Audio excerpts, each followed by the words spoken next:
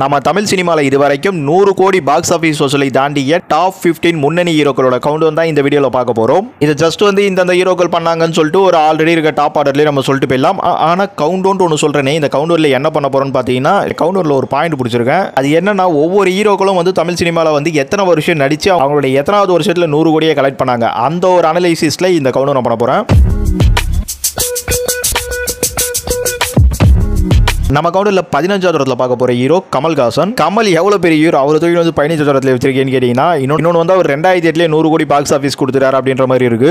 அப்போ ஏற்பட்ட தொழில் நம்ம இந்த ஒரு கவுண்டரில் பண்ணியிருக்கேன்னா, அவர் தமிழ் சினிமாவில் ஹீரோவாக வர ஆரம்பிச்சுன்னு பார்த்தீங்கன்னா 70லேயே அவர் நடிக்க ஆரம்பிச்சிட்டாரு. எப்படியும் 75க்கு மேலே அவர் ஹீரோ தான் சொல்லணும். பட் 2008 தான் அவருக்கு 100 கோடி படம் வருது. அது கூட 100 கோடி இல்லை, ஒத்துக்க மாட்டாங்க. கலாய்ப்பு ஜாஸ்தியாக வரும். விஸ்வரூபத்து கூட 100 கோடி வரலன்ற மாதிரிலாம் பஞ்சாயத்து வந்தாலும் அவரை பொறுத்தவரைக்கும் நம்ம தசாதாரத்தையே 100 கோடின்றதை மோஸ்ட் ஆஃபாக ஏற்றுக்கிறோம். ஸோ 33 வருஷத்தில் நம்ம தமிழ் சினிமாவுக்கு கமல் 100 கோடி பாக்ஸ் ஆஃபீஸ் வசூல் எடுத்துட்டாரு. அந்த இயர்லி காம்படிஷனில் அவர் இந்த கவுண்ட் பண்ணுறோம். நம்ம கவுண்டரில் 14வது பார்க்க போகிற ஹீரோ ரஜினிகாந்த். கமல் வந்துட்டா, ரஜினி வராமல் இருந்தா அப்படிங்க. ரஜினிகாந்தும் பார்த்தீங்கன்னா 75லேயே நடிக்க வந்துட்டாலும் 76லேயே ஒரு ஆன்டி ஹீரோ மாதிரி பண்ணிட்டு இருப்பாரு. ஸோ அதுக்கப்புறம் தான் ஒரு சில படங்கள் வில்லனா பண்ணி ஹீரோவா பண்ணார், அந்த மாதிரிலாம் பஞ்சாயத்து வந்தாலும் எனிவேங்க அவர் எப்படி பார்த்தாலும் 30 வருஷத்துக்கிட்ட தான் ஆயிடுச்சு அவரோட 100வது கோடி பாக்ஸ் ஆஃபீஸ் வசூலில் கொடுக்கறதுக்கு. அது நம்ம 2007 வந்த சிவாஜி படம். சிவாஜி படத்தை பொறுத்த வரைக்கும் மோஸ்ட் ஆஃப் அஃபிஷியலாக சொல்லிட்டாங்கன்ற மாதிரியான ஒரு விஷயம் சொல்லிட்டாலும் அங்கேயும் பஞ்சாயத்து பண்ணதாங்க செய்வாங்க. நம்ம 13வது பார்க்க போகிற ஹீரோ விக்ரம். 90ல நடிக்க வந்துட்டாரு. ஆனால் 99 சேதுல தான் ஃபேமஸ் ஆனாரு.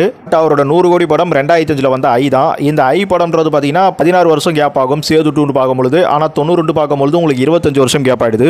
ஸோ தமிழ் சினிமாவுக்கு நடிக்க 25 வருஷம் கழிச்சு தான் நம்ம சியான் விக்ரம் 100 கோடி பாக்ஸ் ஆஃபீஸை கொடுத்துருக்காரு.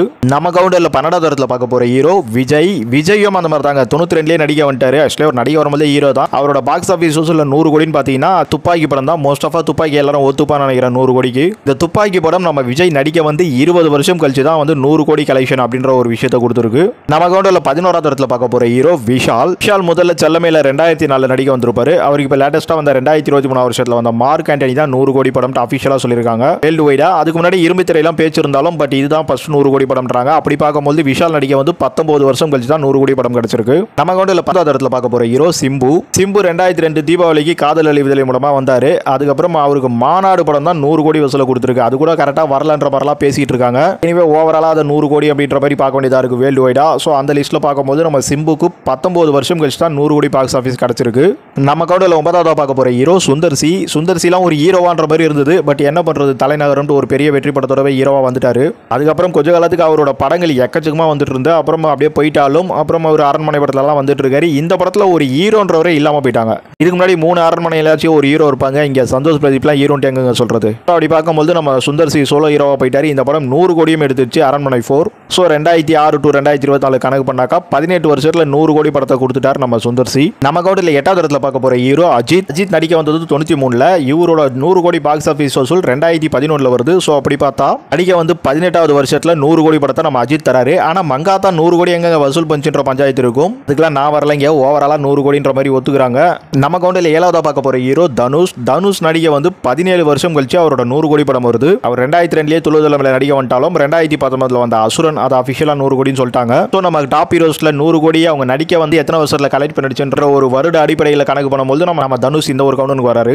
நம்ம கவுண்டரில் 6வது இடத்துல பார்க்க போற ஹீரோ சூர்யா. சூர்யா நடிக்க வந்தது 97 நேருக்கு நேர். அவர் 2013லேயே சிங்கம் படத்துல 100 கோடி கலெக்ஷன் எடுத்துட்டாருவாங்க. ஆனா நிறைய பேர் இது கூட இல்லைன்னு பஞ்சாயத்து பண்ணுவாங்க. எனிவே சிங்கம் 100 கோடி படம் அப்படின்ற மாதிரி தான் நிறைய பேர் பார்க்குறோம். ஸோ அப்படி பார்க்கும்போது சூர்யா நடிக்க வந்த 16வது வருஷத்துலேயே அவருக்கான 100 கோடி படம் வந்துருச்சு. இன்னொன்று சொல்லிக்கிறோம் பாருங்க, இங்க ஹீரோவோட இமேஜ் அதுக்கப்புறம் அந்த 100 கோடி வரதுக்கான அந்த தமிழ் சினிமாவோட மார்க்கெட் மதிப்பு இந்த மாதிரிலாம் நிறைய கன்ஃபியூஸ் பண்ணிக்காதீங்க. நம்ம தமிழ் சினிமாவில் இருக்க டாப் ஹீரோக்களில் 100 கோடி பாக்ஸ் ஆஃபீஸ் அவங்க நடிக்க எத்தனை வருஷத்தில் கொடுத்துருக்காங்கன்றத சொல்றதுக்கு தான் இந்த கண்டென்ட். நம்ம கவுண்டரில் 5வது இடத்துல பார்க்க போற hero Raghava Lawrence. Raghava Lawrence நடிக்க வந்துன்னு பார்த்தீங்கன்னா ஒரு டான்சரெல்லாம் வந்துட்டாரு 90s எண்டிங்லேயே. ஆனால் அவர் 2000லேயே சில படங்கள்லாம் பண்ணாலும் 2002ல 2-3 படங்கள் ஹீரோவா பண்ணியிருப்பாரு. எனிவே நீங்க 90s எண்டிங்கா இல்லை 2000 எதை கணக்கு பண்ணிக்கலோ, ஆனால் நியாயமா பார்த்தா 2002 தான். ஸோ அப்படி பார்க்கும்போது கிட்டத்தட்ட 13 வருஷத்துல நம்ம ராகவா லாரன்ஸ் 2015 வருஷம் கொடுத்த காஞ்சனா படம் மூலமா ஒரு 100 கோடி படத்தை நம்ம தமிழ் சினிமாவுக்கு தராரு. ஸோ அப்படி பார்க்கும்போது நடிக்க வந்த 13 வருஷத்துலேயே ராகவா லாரன்ஸ் 100 கோடி படம் கொடுத்துட்டாரு. அதனால அவர் இந்த அளவுக்கு டாப் கவுண்டரில் வராரு. நம்ம கண்டென்ட் பிரகாரம் பார்க்கும்போது நம்ம கவுண்டரில் 4வது இடத்துல பார்க்க போகிற ஹீரோ விஜய் சேதுபதி. விஜய் சேதுபதி நடிக்க வந்ததுன்னு பார்த்தீங்கன்னா அவர் 2000 நடிக்க வந்துட்டாரு. 2000 புதுப்பேட்டையிலேருந்து அப்படியே வந்துட்டு இருந்தாலும் 2010 வந்த தென்மேற்கு பருவ காற்ற ஒரு ஹீரோ படம். அப்புறம் 2012 தாங்க நிறைய படங்கள் பண்ணிட்டு இருக்காரு அவர். அதுவும் 2012 இயர் எண்டிங்ல தான் கிடைக்குது. ஸோ அப்படி பார்க்கும்பொழுது நம்மளுக்கு ஒரு 12 வருஷம் கிட்டத்தட்ட வச்சுங்களேன். அந்த ஒரு ஷார்ட் டைம்ல இப்போ லேட்டஸ்டா வந்த மகாராஜா படம் மூலமா 100 கோடி வசூல நம்ம விஜய் சேதுபதி எடுத்துட்டாரு. பார்க்க போனா நிறைய ஹீரோக்களை கம்பேர் பண்ணும்பொழுது இவர் ஒரு லேட்டஸ்ட் ஹீரோனாலும் நிறைய 100 கோடி படங்கள்ல நம்ம விஜய் சேதுபதி வந்து வில்லனா ஒரு கேரக்டர்லாம் வந்திருந்தாலும் 1000 கோடியிலே வந்துட்டார் மனுஷன். ஆனா அவர் கதாநாயகனா நடிச்ச படம் 100 கோடின்றது வந்து இந்த 12 வருஷத்துல கிடைச்சிருக்கு. இந்த கண்டென்ட் இப்போ பண்றது காரணமே நம்ம விஜய் சேதுபதி தாங்க. ஏன்னா மனுஷன் வந்து இப்போ லேட்டஸ்டா ஒரு 100 கோடி கொடுத்திருக்காரு. அப்புறம் சுந்தர் சியும் சேர்த்துக்கணும். ஆனா சுந்தர் சிக்காக பண்றதுனா ஒரு மாசம் முன்னாடியே பண்ணிடணும். ஸோ இப்போ விஜய் சேதுபதி தான் இந்த கண்டென்ட். நம்ம கவுண்டர்ல 3ஆவதா பார்க்க போற ஹீரோ கார்த்தி. 2007 பருத்தி வீரன்ல நடிக்க வந்திருப்பாரு. அதுக்கப்புறம் நடிக்க வந்த 12வது வருஷத்துலேயே அவருக்கு கைதின்ற படம் ஒரு 100 கோடியை கொடுத்துருச்சு. அதுக்கப்புறம் நிறைய 100 கோடி படங்கள்லாம் வந்துருச்சுனாலும் இந்த கண்டென்ட் அது கிடையாதுங்க. ஃபர்ஸ்ட் எந்த படம் கொடுத்தது அப்படின்றது தான். அப்படி பார்க்கும்போது விஜய் சேதுபதிக்கு 12 இயருக்கு முன்னாடி எல்லாம் சில படங்கள் பண்ணியிருக்காரு. பட் நம்ம கார்த்திக் அந்த மாதிரி கிடையாது. அதனால கார்த்திகை இன்னும் கொஞ்சம் டாப்ல வச்சிருக்கோம். நம்ம கவுண்டர்ல 2வது இடத்துல பார்க்க போற ஹீரோ சிவகார்த்திகேயன். 2012 தான் ஹீரோவா வராரு. அவர் காமெடினா வந்தா அதே வருஷத்துல ஹீரோவா வந்துட்டு இருப்பாரு. எனிவே அவர் நடிக்க வந்த 9வது வருஷத்துலயே 100 கோடி படம்ன்றத நம்ம தமிழ் சினிமால கொடுத்துட்டாரு. இங்க நிறைய கன்ஃபியூஸ்லாம் பண்ணி கண்டென்ட் குழப்பிக்காதீங்க. எவ்வளோ கண்டென்ட் எடுத்து பண்ணலாம். பட் நம்ம எடுத்துட்டு கண்டென்ட்ன்றதை நல்லா புரிஞ்சுங்க. நீங்க கண்டென்ட்லாம் குழப்பிட்டீங்கன்னா குறுக்க இந்த கௌசிக் வந்தான்ற மாதிரி நிறைய ட்ராக் மாறி மாறி போகும். அது எல்லாத்துக்குமே தனித்தனியா வீடியோ பண்ணலாம். நீங்க ஆதரவு கொடுத்தா. நம்ம கவுண்டர்ல முதல் இடத்துல பார்க்க போற ஹீரோ பிரதீப் ரங்கநாதன். எத்தனை பேர் எதிர்பார்த்திருப்போம் தெரியல. மனுஷன் நடிக்க வந்த முதல் படத்திலேயே 100 கோடி கொடுத்துட்டாருந்தாங்க சொல்லி ஆகணும். இவ்வளவு ஓவர் பீட் பண்றதுக்கு எந்த ஹீரோ வரப்போறாரு தெரியல. எவ்வளோ பெரிய பெரிய ஹீரோலாம் பார்த்தோம். எல்லாம் காலகட்டப்படி அந்த 100 கோடின்றலாம் கொஞ்சம் லேட்டரா அப்படி இப்படிலாம் இருந்தாலும் இது ஒரு மிகப்பெரிய ஒரு சாதனை தான் சொல்லுவேன். பிரதீப் ரங்கநாதன் ஒருத்தர் ஃபர்ஸ்ட் இயர்லயே ஃபர்ஸ்ட் படத்திலேயே 100 கோடி வந்து முதல்ல நின்னாரு பாத்தீங்களா. இதுக்கோஸ் தான் இந்த மாதிரியான ஒரு கவுண்டர் எடுத்தேன். இதை அசால்ட்டா சொல்லிட்டு போயிடலாங்க. ரஜினி கமல் ஆரம்பிச்சு விஜய் அஜித்னு சொல்லிட்டு இந்த இயர்ல வந்து இவங்களுக்கு கொடுத்தாங்கட்டு. ஆனா நம்ம கண்டென்ட்ன்றதே கவுண்ட் தான். அதை சுவாரஸ்யப்படுத்தணுன்றதுக்கோஸ் தான் இந்த மாதிரி கண்டென்ட் பண்ணிருக்கேன். உங்களுக்கு இது எத்தனை பேருக்கு பிடிச்சிருக்குன்னு சொல்லுங்க. பிடிச்சிருந்தா லைக் பண்ணுங்க, ஷேர் பண்ணுங்கப்பா. சரி, இந்த லைக் ஷேர்லாம் பண்றது இருக்கட்டும்ப்பா. நீ நிறைய பேர் ஹீரோக்களை விட்டுட்டு என்ன கவுண்டர் பண்ணிருக்க அப்படின்ற மாதிரி நிறைய பேர் யோசிச்சிருப்பீங்க. கவுண்டர்லயே ஒரு சில இடங்களில் ஒரு சில விஷயங்கள் வந்து உங்களுக்கு தெளிவுபடுத்திட்டு வந்தாலும் இதுல நம்ம யாரை விட்டுருக்கோம்ன்றதுல சில ஹீரோக்கள்லாம் சொல்லிடுறேன். இல்ல விஜய் ஆண்டனி சொல்லணும். ஏன்னு கேட்டீங்கன்னா விஜய் ஆண்டனி வந்து 2012 நான் மூலமா நடிக்க வந்திருப்பாரு. அவருக்கு 2015 வந்து பிச்சைக்காரனே 100 கோடி வசூல் சொல்லிட்டு அப்ப நிறைய வந்து ரூமர்ஸ்லாம் வந்தது. ஆக்சுவலி அது ரூமராகவே போயிடுச்சு. ஏன்னா அது அந்த அளவுக்கு வசூல் பண்ணலாம் நாங்க. பட் தெலுங்குலையும் அது செம ஹிட், பிளாக் பஸ்டர். ஸோ அதனால எல்லாம் வேர்ல்டு வைடெல்லாம் சேர்த்து வந்திருக்காங்கன்ற மாதிரியும் பேசுவாங்க. ஆனா அவரோட இமேஜுக்கு அது வந்திருக்காதுன்ற மாதிரி நிறைய முரண்பாடு இருக்கு.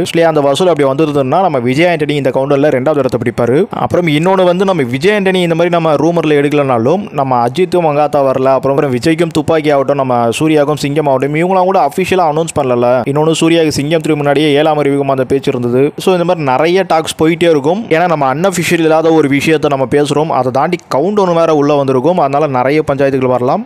பஞ்சாயத்துலேயே போயிட்டு இருந்தாக்கா வீடியோ வராதுங்க. அதனால வந்து சில விஷயங்களை நீங்க என்ன நினைக்கிறீங்களோ கமெண்ட் பண்ணுங்க, வேணான்னு சொல்ல. அப்புறம் இன்னொரு ஹீரோவா பார்த்தீங்கன்னா ஜெயம் ரவி ஒரு மிகப்பெரிய ஹீரோ. அவருக்கு 2015 தனி ஒருவனுக்கு வந்துருச்சுன்னு சொல்லிட்டாங்க. ஸோ அதுவும் பார்த்தீங்கன்னா அஃபிஷியலாக வரல, அன்அஃபிஷியலாக அதுக்கு கம்மியான ஒரு பாக்ஸ் ஆஃபீஸ்லாம் கொடுத்தா. அப்புறம் கோமாளிக்கும் பார்த்தீங்கன்னா 100 கோடினாங்க. அப்புறம் கடைசியில் 80 கோடி தானாங்க. இப்படி தானப்பா மாநாடுக்கும் சொன்னாங்க. அதனை எடுத்துருக்கீன்னு கேட்கலாம். கான்ட்ரோவர்சி வரதாங்க போகுது. வரட்டும். பொன்னியின் செல்வன் 2 பாகம் வந்திருக்கும். அதெல்லாம் கூட உங்களுக்கு பார்த்தீங்கன்னா 100 கோடி ஆச்சுன்னு நினைப்பீங்க. ஆனால் அவர் அதில் சோலோ ஹீரோ கிடையாது. ஸோ சோலோ ஹீரோ தான் சொல்லணும்னு பார்த்தீங்கன்னா நம்ம கார்த்திகை கைதியில் சொன்ன தாண்டி நம்ம தோளாலேயே சொல்லிடலாம். ஏன்னா தோளாவே 100 கோடி பாக்ஸ் ஆஃபீஸ் சொல்லியிருப்பாங்க. இந்த கண்டென்ட்லாம் 1008 கன்ஃபியூஷன்ஸ் இருக்கு. அதெல்லாம் ஓரளவுக்கு அப்படியே ரூட்டை பிடிச்சி உங்களுக்கு கொடுத்துருக்கேன். ஸோ நம்ம ஜெயம் ரவிக்கு நீங்கள் தனி ஒருவன் தான் வந்து 100 கோடி பாக்ஸ் ஆஃபீஸ் பார்த்தீங்கன்னா அவர் 2003 ஜெயம்ல நடிக்க வந்ததுலேருந்து அவர் நடிக்க வந்த 12 வருஷத்துலேயே 100 கோடி கொடுத்துட்டாரு. அப்படி பார்த்தா அவர் நம்ம கவுண்டரில் 5வது இடத்தை பிடிப்பாரு. இல்லை அவருக்கு கோமாளி இன்னும் பொன்னியின் செல்வன் இதெல்லாம் கணக்கு பண்ணிட்டு கேட்டீங்கன்னா எப்படியும் 7-8ன்றது 10க்குள்ள கன்ஃபார்ம்டா வந்துருவாரு. இப்போ சொல்ற கவுண்டர் நீ முதல்லயே கவுண்டர்ல வச்சிருக்கலாமே நினைப்பீங்க.